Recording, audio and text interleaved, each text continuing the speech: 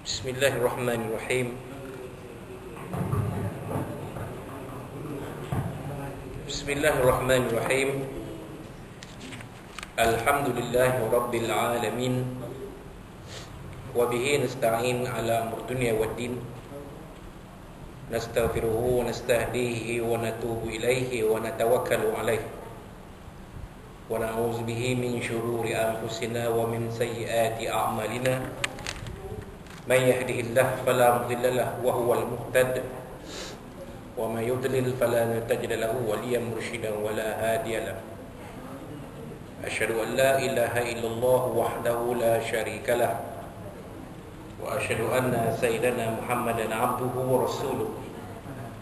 Allahumma shalli wa sallim wa barik ala hadha nabiyil karim sayyidina wa habibina wa syafi'ina wa zuhrina wa maulana Muhammad al-Mustafa wa ala alihi wa sahbihi wa man da'a bi da'watihi wa tamassaka bi sunnatihi wa jahada fi sabilillah ila yaumiddin. Rabbi shrah li sadri wa yassir li amri wahlul 'uqdatam min lisani yafqahu qawli. Subhanaka la ilma lana illa ma 'allamtana innaka antal alimul hakim. Wala hawla wala quwwata illa billah al-'aliyyil 'azim. Allahumma iftah 'alaina hikmataka wanshur 'alaina min khaza'ini rahmatika ya arhamar rahimin. Allahumma arinal haqqa haqqan warzuqna ittiba'ah wa arinal batila batilan warzuqna ijtinabah. Qala Allah subhanahu wa ta'ala fi kitabihil aziz, a'udzu billahi minasy syaithanir rajim. وَمَا أُمِرُوا إِلَّا لِيَعْبُدُوا اللَّهَ مُخْلِصِينَ لَهُ الدِّينَ حُنَفَاءَ وَيُقِيمُوا الصَّلَاةَ وَيُؤْتُوا الزَّكَاةَ وَذَلِكَ دِينُ الْقَيِّمَةِ. صدق الله العظيم. وقال نبينا سيدنا محمد صلى الله عليه وسلم ما يرد الله به خيرا يفقه في الدين أو كما قال صدق رسول الله صلى الله عليه وسلم. Yang dihormati Tuan Nazrul Subhi dari Cawangan Khas PT Cawangan Khas, yang dihormati Tuan Abdul Aziz Timbalan Ketua Jabatan Siasatan Ketua Timbalan Jabatan Siasatan Pengurusan Trafik JSPT. JSPT sebut short form selalu, tapi dia punya long form tu jarang-jarang disebut. Tapi tahulah trafik JSPT, Jabatan Siasatan dan Pengurusan Trafik. Maafkan saya tuan. Hadirin yang berteruskan rahimakumullah. Assalamualaikum warahmatullahi wabarakatuh. Amma ba'd. Alhamdulillah pada tengah hari ini, hari Khamis 20 Rajab 1442 Hijriah, bersamaan 4 Mac 2021, kita panjatkan setinggi puji dan syukur kepada Allah Subhanahu wa taala. Kita telah sama-sama menunaikan solat fardu zuhur berjemaah yang dipimpin oleh Tuan Imam kita Al-Fadhil Ustaz Ashraf Khalid bin Fazil hafizahullah taala, dan semana yang telah tuan-tuan puan-puan sedia maklumi, kuliah zuhur kita dah bermula semula, bermula minggu ini, bermula bulan ini setelah 4 bulan tertangguh, hampir 4 bulan tertangguh disebabkan keadaan situasi yang tidak mengizinkan. Alhamdulillah keadaan kita kembali mengizinkan, kita berkumpul di surau ini untuk diimarahkan dengan program-program yang ada, walaupun tidak semua kita boleh buat, tetapi masih lagi ada ruang-ruang yang boleh kita manfaatkan untuk diimarahkan surau ini. Seperti mana kaedah fiqh ada menyebut la yudraku kulluhu la yutraku kulluhu. Tak boleh buat semua, jangan tidak ditinggalkan semua. Tak boleh buat semua, tak ditinggalkan semua. Maknanya apa yang bolehlah kita buat, kita buat. Jadi kuliah zuhur ni antara perkara yang kita boleh teruskan. Jadi sebenarnya saya maklumkan kemarin, pengajian kitab Safinatun Najah, ya, yang disusun oleh Al-Fadil Al-Alim, ya, Al-Syekh Al-Alim Al-Fadil Salim bin Sumair Al-Hadrami rahimahullah ta'ala. Kita dah bincang kemarin tentang syarat sah tayammum. Maka kita teruskan dengan rukun tayammum, iaitu fasal yang ke-16, ya. Surat 39. Penulis pengarah kitab ini menulis berkenaan dengan rukun tayammum ini. Dalam fasal ke-16 ini, faslun furudut tayammumi khamsatun. Rukun tayammum itu ada 5. Kita dah bincang tentang rukun sah, syarat sah tayammum, kita dah bincang. Ya, sekarang kita bincang tentang rukun tayammum. Rukun tayammum itu ada 5. Ya. Kerana yang saya maklumkan sebelum ni, tayammum ialah alternatif kepada wuduk. Apabila adanya keadaan-keadaan tertentu yang tidak boleh, ya, mengizinkan seseorang Muslim itu mengambil wuduk sebelum menunaikan solat, menunaikan semayang dan melakukan perkara-perkara ibadah yang memerlukan memerlukan wuduk sebagai syarat sah ibadah itu, antaranya tawaf, maka tayammum adalah alternatifnya. Kita dah bincang. Jadi tayammum seperti mana wuduk, dia ada rukun juga. Ada rukun dia. Ya. Ada 5 di sini disebut oleh pengarang kitab ini, ada 5. Al-awwalu naqlut turab. Apa dia naqlut turab? Pertamanya memindahkan debu tanah. Ya, debu tu, tangan ni sebagai ejen, ya, untuk memindahkan tanah ke anggota wuduk, anggota tayammum. Jadi tanah tu, debu tanah tu dah ada di tempat dia, kita pindahkan menggunakan tangan kita ni, kita pindahkan, tepuk, debu tu sudah ada ni, debu tanah ni sudah ada di tapak tangan kita ni. Jadi kalau nak tengok praktikal dia, ada video dia, cara-cara bertayammum, ada video sekarang. Sekarang nak tengok cara, ada praktikal dia. Cara bagaimana nak bertayammum. Kemudian yang kedua, niat.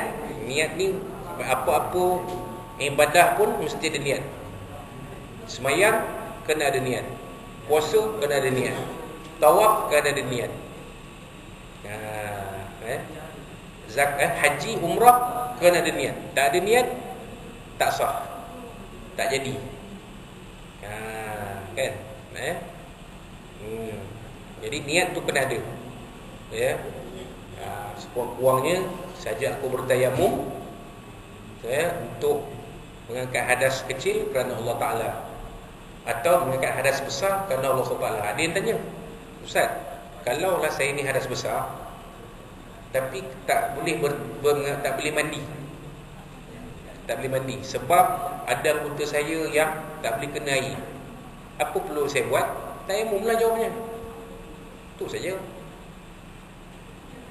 Aku bertayammum untuk mengangkat hadas besar, fardu ke atasku kerana Allah Ta'ala. Itu. Kalau kita nak mengangkat hadas kecil, nak semayang, nak solat, sebutlah hadas kecil. Kalau kita mandi, kita hadas besar, nak mandi wajib, tak boleh. Misalnya, tak boleh. Maka tayammum itu digunakan untuk mengangkat hadas besar. Betul. Kan? Baik. Kemudian yang ketiga ialah apa dia, tuan-tuan? Al-thalith mashul wajhi, menyapu muka. Dia tangan yang dah ada ni, sapu muka. Jangan lepas. Jangan lepas. Kalau lepas nanti debu yang berbaki di tapak tangan ni sudah jadi debu mustakmal, tak boleh pakai. Jadi kita sapu. Wuduk pun sebenarnya sama je. Kan kita sapu, kita basuh muka kan. Kan? Boleh. Bila tengoklah dalam video tu, ada ditunjukkan dengan lengkapnya. Menyapu muka. Jadi muka ni daripada sini, daripada anak rambut sampai dagu. Ustaz, saya ni botak. Contoh macam saya ni, contohlah. Kalau saya ni botak, ni tak botak lah. Kata botak gondon macam projek lah. Kalau sebut Yul Brenner, tak semua orang tahu. Orang lama-lama sangat yang kenal siapa Yul Brenner tu. Tapi kalau pergi bawah sikit, Kojek, tahu Ustaz, masa kecil-kecil tu selalu tengok drama Kojek, kan? Pegawai penyiasat polis yang suka makan lollipop. Tengah time baik dia, time angin dia mampui, kan? Kata baik penyedi. Tu Kojek, kan? Kan dia ada botak, kan? Mana ada rambut. Jadi macam mana dia katakan sempadan muka tu, daripada atas, daripada ubun-ubun sampai ke dagu. Sampai ke dagu. Kalau kita orang lelaki ada macam saya simpan janggut, adalah kadang-kadang kita punya sampai sini, kan, sampai ke alkum ni, sampai alkum lah, tayamum tu, debu tayamum tu. Boleh faham tak? Itu sepadan muka. Itu kalau atas bawah. Kalau kiri kanan, daripada anak telinga kanan sampai anak telinga kiri. Itu sepadan muka. Baik. Kemudian kita pergi ar-rabi' mashul yadaini ilal mirfaqaini. Menyapu kedua-dua tangan hingga kedua-dua siku. Kaedah pun ada tak? Ni sapu ni. Ambil yang lagi satu. Yang ni dah pusing untuk muka, dah pusing dah. Ambil yang untuk tangan pula. Tepung. Ni sapu. Ni yang saya belajar dulu lah. Kita tengok ustaz tu ajar. Jangan lepas. Ini yang sini untuk sebelah kiri, debu ni.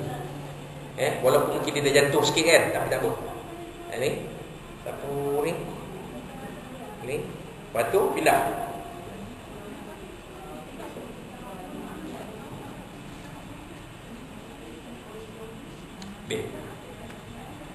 Tu kaedah. Benda ni kita jarang buat sebenarnya. Berapa ramai antara kita yang pernah tayamum? Dua saat dia sekarang. Saya silap yang mengajar depan tuan-tuan dia pun tak pernah tayamum. Jangan lepas. Bak lepas, kalau kita nak sentuh balik, ni debu dah jadi debu mustakmal. Nampak tak? Jangan lepas. Itu yang saya belajar 24 tahun dulu. Saya belajar. Ustaz tu, ramai-ramai kami ni, dia tunjuk. Ni.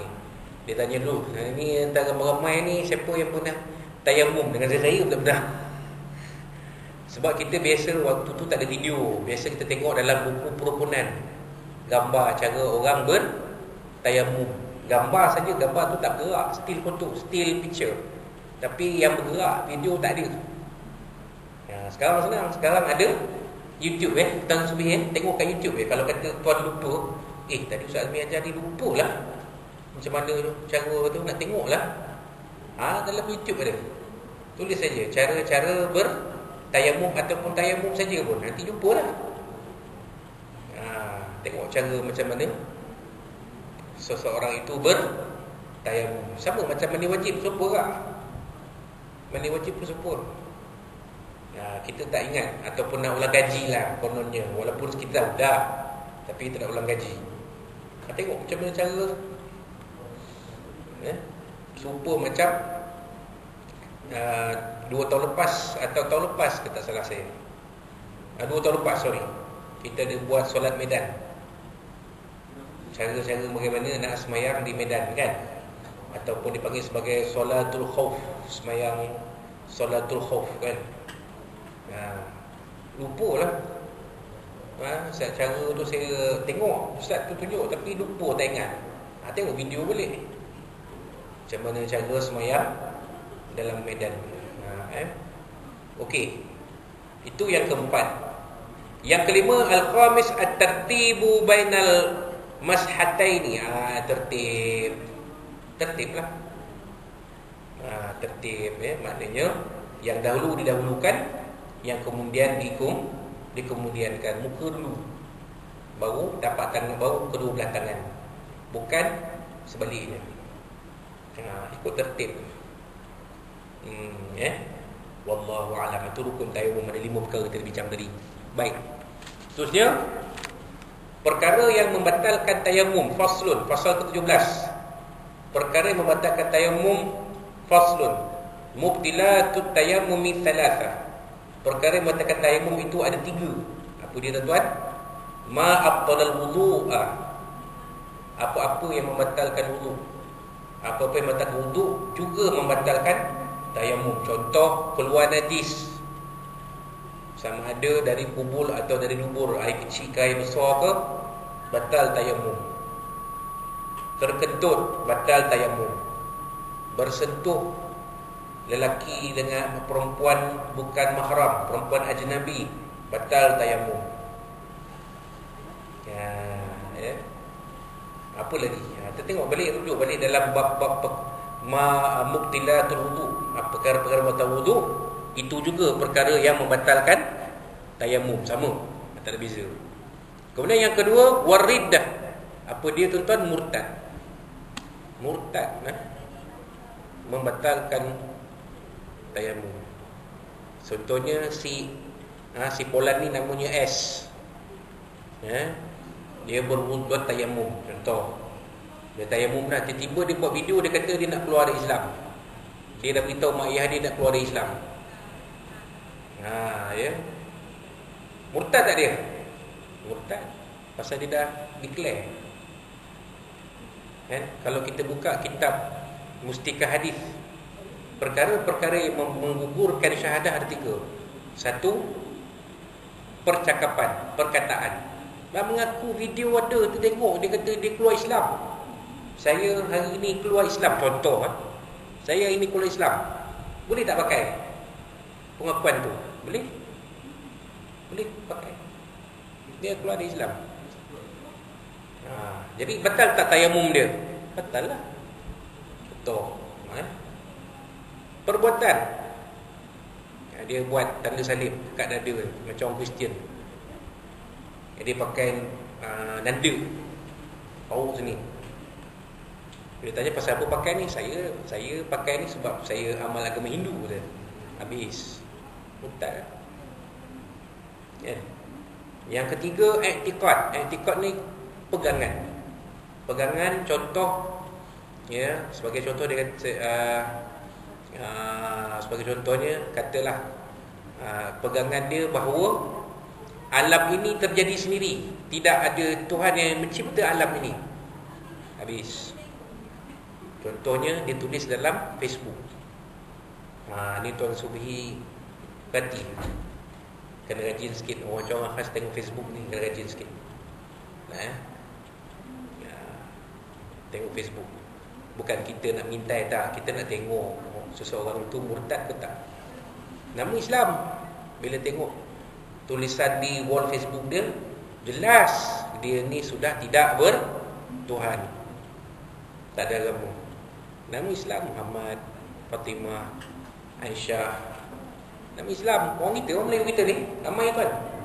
Tapi bila dibaca apa yang ditulis di wall Facebook dia, jelas dia tidak berpegang dengan agama Islam. Kata, mana contoh mana ada alam ni dicipta oleh zat yang bernama Tuhan, ataupun dia kata alam ni jadi sendiri, natural kata. Kan? Tak ada pun ni Tuhan yang menciptakan alam ni. Mana ada Tuhan? Contoh. Bahaya tu. Itu namanya itu pegangan yang menjadikan seorang itu murtad. Dan macam-macam ajaran sesat kan. Yang dia kata Nabi ni contoh dia kata Nabi ni manusia biasa dia. Bahaya tu. Bahaya tu. Kena tanya balik, manusia Nabi ni manusia biasa, tang mana manusia yang biasa? Tang fizikal je ke? Ataupun apa? Nak tahu. Kalau dia kata Nabi ini seperti manusia biasa, dia pun sakit, dia pun lapar, dia pun dahaga, dia pun ada kekurangan-kekurangan dia, tu lain cerita. Boleh bahas lagi. Nabi pernah demam, Nabi sendiri wafat kerana demam panas. Nabi pernah kena sihir. Mana Nabi tak kebal, tidak kebal. Kan? Nabi tak kebal, Nabi pernah kena sihir. Cuma bezanya Nabi boleh mengubat sihir yang kena pada baginda sendiri. Itu beza dia. Kita kena sihir, kena cari orang pergi ubat. Hatta ustaz-ustaz yang pandai mengubat pun, bila dia kena sihir, dia pun kena cari orang yang pandai mengubat juga. Nampak? Itu beza Nabi SAW dengan para Nabi Rasul dengan kita. Lepas tu Nabi Rasul ni, kalau dia kena penyakit dia tidak parah. Maksudnya dia tak teruk macam kita. Kita tengok dalam sejarah, mana ada Nabi kena kecil manis, darah tinggi, jantung, tak ada. Kena gaut, tak ada. Semua penyakit ini merendahkan taraf seseorang Nabi dan Rasul itu menjadi Nabi dan Rasul. Itu boleh bincang lagi kan. Tapi kalau dia dah kata Nabi ni manusia biasa je, apa lebihnya Nabi daripada kita? Bahaya tu kan. Bahaya tu. Boleh menjurus kepada murtad. Jadi kalau sah dia murtad, maka wuduknya terbatal dengan sendiri. Kemudian yang ketiga, apa dia tuan-tuan? Wa tawahumul ma'i in tayammama lifaqdihi. Apa dia tuan-tuan? Menyangka ada air jika dia bertayamum kerana ketiadaan air. Saya dah bincangkan kemarin. Contoh satu fikir dia tak ada air. Contoh, kawasan sekitar Masjid Negeri tak ada air. Kawasan dalam kita ni tak ada air ni. Bukan air terputus. Habis macam mana nak ambil wudu? Mana ada ni? Air yang ada pun untuk minum je. Air mineral. Takkan nak buat air mineral sebagai air wudu. Habislah air mineral tu kita nak minum kan.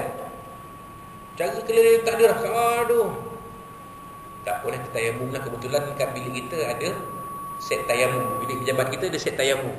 Tak apalah, tayamum je lah. Contoh. Sampai kat surau ni. Ada orang beritahu, tuan, cik, ini saya jumpa satu pilih kat hujung sana tu ada air. Apa jadi dengan wuduk kita? Dengan tayamum kita tu? Batal dengan sendirinya. Kena pergi ke sumber air tu berwuduk. Kalau bertayamum kerana ketiadaan air. Kalau tayamum sebab lain, tak masuk lah. Kalau tayamum sebab sakit dan sebagainya, itu dia tak masuk dalam ni. Kita bertayamum kerana ketiadaan air. Kalau ada berita bahawa ada sumber air, maka serta-merta wuduk kita batal. Ya Pak? Kalau dia dah solat, kan? Tu baru dia tahu tak ada air. Tak ada masalah, solat sah. Sah dah solat tu. Sebab solat dah sempurna kan? Tak ada masalah, boleh je. Dah habis sembahyang kan? Dia dah nak pakai kasut ni. Tadi tuan, ada air tadi tuan kat sana. Contoh. Batal tak sembahyang kita tadi sah tak? Sah lah. Dengan tayamum tu. Apa tak sah? Kita melainkan kalau belum solat. Lain. Dah solat, kita dah salam semua dah. Orang beritahu ada air. Tak apa. Tunggu asar orang pula. Zuhur dah sudah, asal lah kan? Mana cik kat mana? Tu kat sana, tu belakang narkotik tu. Okey. Pergi sana. Contoh. Tu dekat pejabat baka tu. Pergi pejabat baka. Orang kata, mana sumber air tu? Pejabat baka ke, narkotik ke, kat Kemkom ke, kat mana ke? Kita pergi cari. Tapi sembahyang yang kita dapat ni macam mana? Sah tak? Sah tak? Tak ada masalah. Sebab kita dah sembahyang. Lain kalau kita belum solat. Belum solat kita dapat tahu batal tayamum tu. Terus pergi cari mana dia, kat Jabaka tu.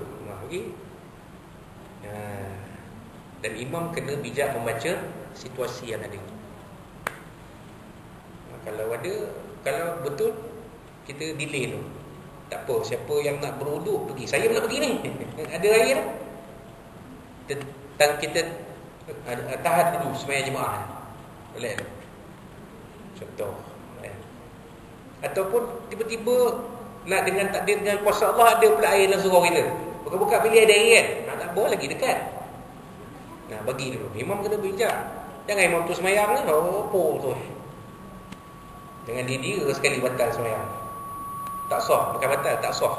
Sebab wuduk tayamumnya dah batal tadi. Bagi dulu. Betul ke dari? Betul. Saya pun nak pergi. Ambil wuduk dulu. Sebab tayamum kita dah batal tadi. Tapi kalau dah sembahyang jemaah, dah sembahyang habis satu sah ni kan. Contoh. Tutup ada orang datang basah muka dia. Mana hang dapat air ni? Tadi saya buka-buka ya ada Contoh kan. Habis ni yang lain satu sah tadi nak ulang balik kan? Tak payah. Tak perlu. Dia tu tak apa, dia dah wudu dia tak apa. Kita ni tak apa. Tak ada masalah. Cerita asar pula. Kita zuhur dah selesai. Asar pula. Tak payah kita nak ulang sebelum, tak perlu. Tu. Wallahu a'lam. Okey, jadi itu dia. Jelas tuan? Jelas? Batal jarang-jarang. Tak apa, elok agak tanya bagus. Sebab jarang-jarang berlaku. Jarang-jarang berlaku. Kita di Perak ni alhamdulillah. Saya ingat saya dah 13 tahun di sini belum ada lagi Ipoh ni mengalami jatuh naik. Saya tak pernah jumpa ni. Tak tahulah kalau tuan-tuan ada mengalaminya. 13 tahun 2008 bayar ini takat yang saya dengar-dengar belum ada lagi jatuh naik. Kok ada pun, kalau ada pun air itu masih mencukupi. Belum pernah lagi jadi macam di sebuah negeri dulu. Penduduk Taman Perumahan seorang satu rumah kena gali pergi. Tu lama tu. Lama dulu tahun 1991 tu saya. Di sebuah negeri. Kan kalau nak tahu PM saya negeri mana Ustaz? Ada sebuah negeri mengalami masa tu kemarau memang teruk sangat kalan air dia. Tuan. Sampai kalau taman perumahan tu katalah kada tuan duduk Taman Rissyah tu kan. Rumah ni ada pergi, rumah ni ada pergi, rumah ni ada pergi, rumah ni ada pergi. Sebab air tak ada. Empangan yang bekalkan air ke negeri tu, empangan tu kering kontang. Tak ada air. Saya ingat lagi. Sebab ingat tu saya sebab lepas SPM. Tu ingat tu. Negeri Sembilan pun terkesan juga, tapi tak tahu. Waktu tu adalah. Ya tuan, silakan. Kalau macam masjid kan, kalau tak ada air, kita guna tayamum boleh? Boleh. Syarat dia jangan tak ada air langsung. Memang tak ada air. Confirm kita dah cari merata ni memang tak ada air ni, memang tak ada dah. Pergi masjid pun tak ada air. Macam saya cerita tu, yang saya cerita tahun 1991 tu. Kan? Sampai taman perumahan tu buat pergi, semua rumah buat pergi. Pasal apa? Bekalan air out. Ya tuan. Wallahu a'lam. Tadi kan. Ya. Dari air mineral kan. Ya. Jadi tadi tak ada air tu. Jadi yang tadi tu ada air mineral. Air mineral untuk minum. Air itu ada, tapi air itu untuk minum. Kalau kita guna air mineral itu, tapi kita nak minum pakai air apa?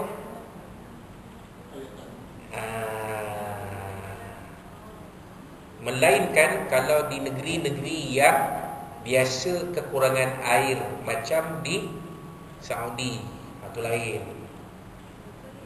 Airnya tak mewah kan, itu lain cerita. Memang pun kalau kita pergi umrah pun mutawif syarikat umrah tu dia akan bagi satu botol tuan kan, yang nipis tu, spray tu. Dia kata kalau dalam Masjidil Haram, Masjid Nabi itu ramai orang, kalau kata batal wudu, pakai air spray ni je. Spray kat muka ni sapu, spray kat ni sapu. macam untuk ini kan. Air itu satu botol kecil je. Bukan botol mineral pun, lagi kecil daripada botol mineral kan. Itu sebab di sana keadaannya macam tu. Tapi kita di Malaysia ni kaya dengan air. Tiba-tiba jadi ketanusan air. Yang ada air minum je. Macam tuan. Satu kisah Nabi SAW pada zaman Nabi SAW, para sahabat naik kapal. Naik kapal berlayar. Air yang ada hanya air untuk minum saja. Jadi balik itu dia orang tanya Nabi SAW beritahu kan ni. Nabi kata air laut boleh untuk wudu. Ma'uhu tahurun wal hillu maitah. Apa dia tuan? Air laut itu suci. Bangkainya halal. Maknanya apa-apa yang naik daripada laut semua halal lah.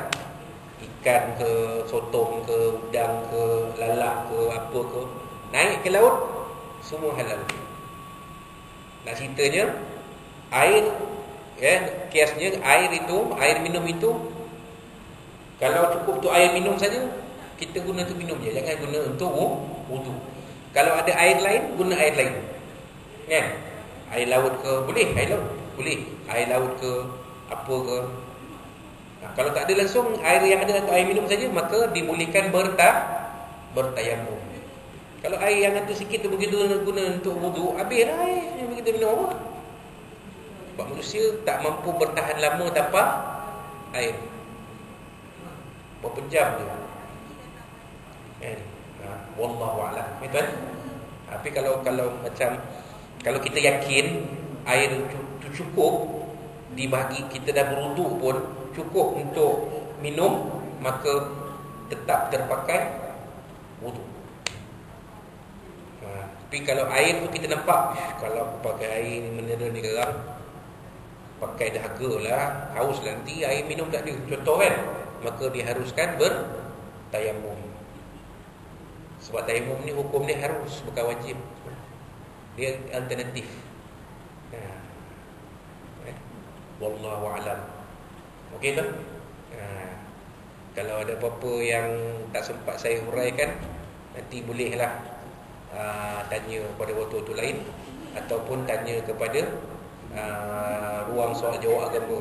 Ada dalam Perak FM ada untuk hari Jumaat tak salah saya, 10-11. Tu tuan telefon je.